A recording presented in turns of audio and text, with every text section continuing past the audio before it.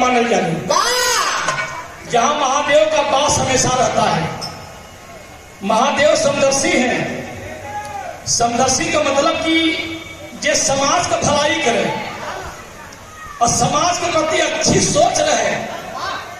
नहीं तो समुद्र मंथन से 14 रतन निकलल, जहर निकलल, सब लोग कहे भागा हवा खराब हो। 12 देवों के देव महादेव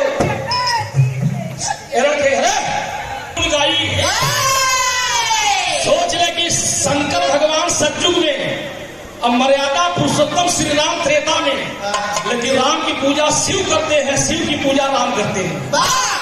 वो कौन राम थे? वो कौन राम थे जिस राम की पूजा शिव करते थे? राम न सकही नाम गुण गाई।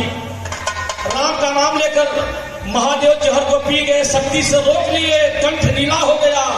समुद्र मंथन के समय से महादेव का एक नाम नीलकंठ पड़ा है।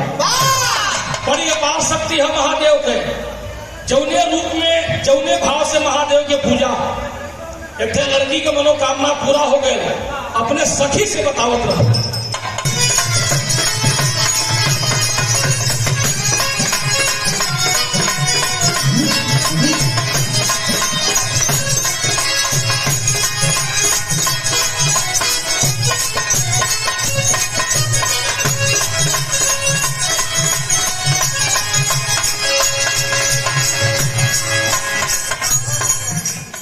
और लड़की का मनोकामना पूरा भयल महादेव के पूजा से।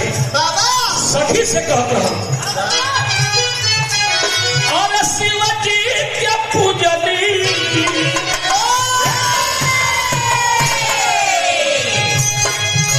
शिव जी के पूजनी कुआरे में, होली मंदिर भी सारे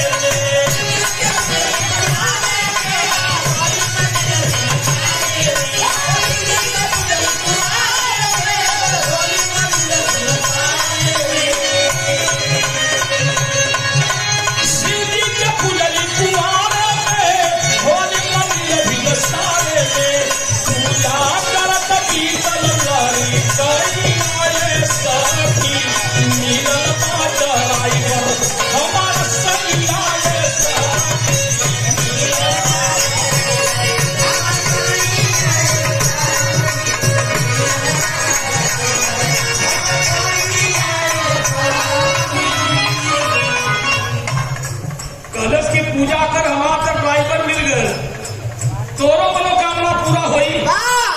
और सच्चाई है भैया कि भाव से जेकर भी पूजा हो और वो महादेव का, क्या बात है।